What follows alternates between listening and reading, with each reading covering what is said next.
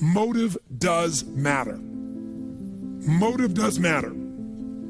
If you want to know my pain in life, my ultimate pain is people think of me as a motivator. I hate that term, Mr. Motivator. You know, people go, I don't need any motivation. I say, well, that's good because that's not what I do, right? No, they'll have a nice big belly. They go, I don't need any motivation. I'll go, that's obvious. You're highly motivated to eat. Right? I'm the why guy. I want to know why you say you want to lose weight, but you keep eating. Because what motivation is your motive for action. I'm very interested in what your motive is. You should understand your motive, your why, your purpose. That's where all the power of life is. And I believe motive does matter. If your motive in your business is just to make money, you can make it because you're focused on it. But I believe life moves to support whatever supports more of life. And I think a reason why Home X or a Zappos grows the way they do is because they have a higher purpose as well. I had these visions, and I think they were given to me by God when I was a very young boy. I saw myself helping these mass numbers of people, and I didn't know of anything like a seminar. I thought either I'd be a minister or I'd be a politician or I'd be a general. I didn't know what it looked like, but I just knew I wanted to serve people and would help them get through difficult times. And so by the time I was 16, 17 years old, I had kind of laid out a plan that in my 20s, I was going to figure out how to help any individual that really wants to help, that if I was committed and they were committed, we could change and get the change to happen. And in my 30s, I said I'll be able to do that with small groups of people simultaneously. In my 40s, big groups. In my 50s, institutions. And in my 60s, you know, it would be a global impact, or I might do something in the political area, or I might start a church. I thought of all the above, quite frankly. Don't take my job. Come on, leave me something. Well, I just turned 60, and I don't think anyone's going to ever take your job, Bishop. I saw so much fear, and you know, we're in the 8th year of a bull market. It's the second largest bull market in the history of the world, and we all know there's going to be a crash. But while you're busy worrying about the crash, a lot of people miss the bull market. It's up 250% since 2008. It's up 14% since Trump was made president in November. It's crazy, right? And a lot of people on the sideline going, it's so expensive, you know, it's going to come down. So I thought what I'd do is write a short book, not 600, 700 pages. Yes. Make it so they can read it in a weekend or, you know, long day or evening. And then I wanted to write a book that also was really a playbook, showed you exactly what to do. So if you're a baby boomer and you never got started, you can still make it. Or if you're, you know, somebody who's, let's say, a millennial and you feel like you've been through college and you got so much debt and you never get out of it, This is the plan how to get out of it. But I really wanted to get rid of the fear. I wanted to show people that there's nothing to fear and do it not with enthusiasm, but with facts. And in this book, when you read this, it'll blow your mind. And I'm also giving 100% of the profits. Not a penny comes to me, again, to feed people, because we fed 100 million people 2 years ago, 100 million last year. This book will help feed 50 million, so every book feeds 50 people, and then I'm putting matching funds up to feed another 100 million people. We're gonna feed 1 billion people in the next 7 years.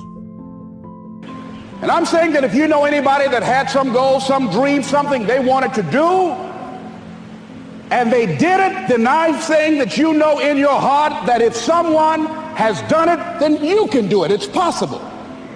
And that if someone can make their dream become a reality, that it's possible that you can make your dream become reality. And so as you begin to look at where you want to go, beginning to embrace that, it's possible. I'm blessed and highly favored. I've got a lot going for me. I got some good stuff in me. And it's possible that I can bring my greatness out here in the universe. That I can do what I want to do. It's possible I can write my own book. I can have my own business. I can take the trip and travel around the world. It's possible. I can bounce back from adversity and reinvent my life. It's possible. Regardless of where I am, the things can get better for me. It's possible. I'm thinking about 2 men right here in Chicago who are fairly successful, similar background, educated. They worked for a corporation for many years, and they were among many people that were laid off. 2 guys who were very good friends. One went out looking for a job for several weeks along with the other one, and they faced disappointment and rejection again and again and again. They couldn't find any work, which is the story of many people across this country. One guy stopped. He became discouraged. He stopped going. He stayed home looking at television, became very argumentative and toxic with his wife, drinking beer, getting on the phone, talking to his other negative, unemployed friends. And he just gave up. The other guy kept looking for a job everywhere he could go. Every time he could get an opportunity, kept asking people, networking, checking the newspapers every day. Kept going everywhere he could, trying to find a job. You have too much education. You're overqualified. You won't be here long enough. He kept going. He kept going. He went to a place and said, look here, I tell you what, if you can't hire me, and I know you can use my talents, abilities, and skills, I don't want to sit home and do nothing. Just let me do some volunteer work. You don't have to give me anything, all right? I just want to work. I want to be busy. Guy said, okay, it's on you now, but don't expect me to give you anything. It's okay. This guy came in and worked. He was the first one there. The last one to leave was the best employee there. About 4 weeks later, one of the top managers quit. They were looking for a replacement. Guess who they selected? This other guy. This guy who was volunteering his time. He got the job. What was the difference between the two men? Eyesight and mindsight. Eyesight is judging on what you see, judging according to appearances. But mindsight is how you interpret what you see. One guy said, it's not possible, it's over, I'm finished. I can't do it. I can't make it. He surrendered. I've faced rejection again and again. I'm not going anymore. There are no jobs out there. But this other guy, he felt that in spite of the no's and rejections, in spite of how bad the economy is, in spite of what the newspapers are saying, that it's possible that somebody somewhere will give me a job. He just kept going, thinking it was possible. And guess what, ladies and gentlemen? That's what we have to do with our dreams. Because things happen to you in life that you can never, ever anticipate. And many times when those things happen, you want to give up.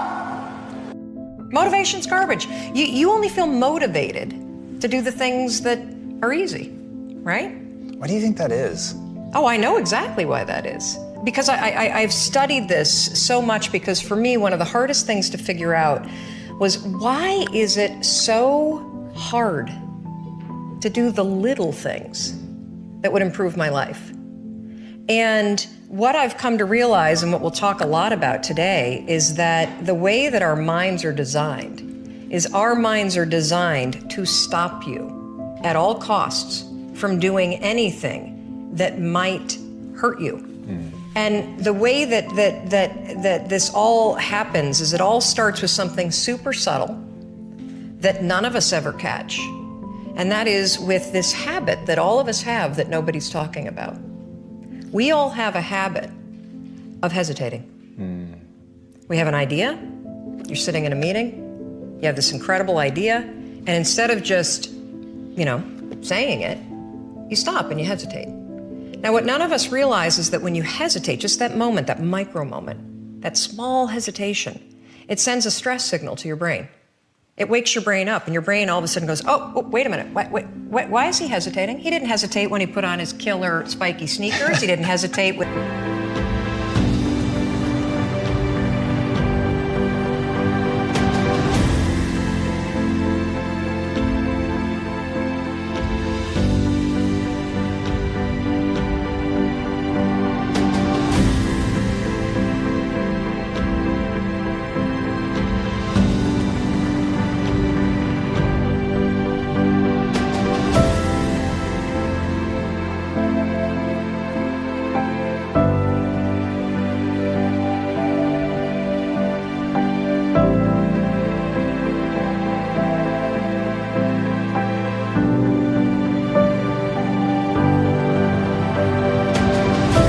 the really cool track pants. He didn't hesitate with the NASA t-shirt. Now he's hesitating to talk. Something must be up. So then your brain goes to work to protect you. It has a million different ways to protect you. One of them is called the spotlight effect. It's a known phenomenon where your brain magnifies risk. Why? To pull you away from something that it perceives to be a problem. And so you can truly trace every single problem or complaint in your life to silence and hesitation. Self-confidence is self-trust. Self-confidence is building a reputation with yourself, that you keep your word to you, that you keep the promises you make to you. When I meet somebody who has a ton of self-confidence, I don't look at that as somebody with a big ego. There's a difference. Somebody with self-confidence has a reputation with themselves that I do the things I say I'm going to do. That's where self-confidence comes from. When I meet someone who is not self-confident, I know this is someone who has consistently made promises to themselves they've not kept. They've started a diet and done it for a while but not kept it. They've made a commitment and goals to go make a certain amount of money in business, and they started down the road but then they didn't deliver on it long term, to get up at a certain time of the morning and then they don't do it. And so they have a process and a habit in their life more often than not of not keeping the promises they don't make to other people. They don't keep the promises they make to themselves. And so the cool thing is, self-confidence is an internal game. You do not need external accolades, external admiration. I'll tell you one thing that, most millionaires master is reading people. Reading people. And I'll tell you what I mean by reading people, okay? The reason why reading people, millionaires end up generally becoming good at reading people is because they've been ripped off, backstabbed, lied to, cheated so many times that there are a lot of signals that they see a trend and saying, this person's like that, reminds me of this person. You gotta learn how to read people. You gotta learn how to read a customer. You gotta learn how to read an employee. You gotta learn how to read someone who is absolutely full of it. Sometimes I get surprised how some people who are pretty successful, they're making $120,000 or $300,000 a year, how easily they fall for the trap of somebody who's full of it. Like, how do you not read that sometimes, right? You gotta learn how to read it, and a certain level of paranoia when you're reading people. And then also, when I'm saying reading people is not just on the negative side, reading people on someone that's truly, you did something wrong and you need to go out.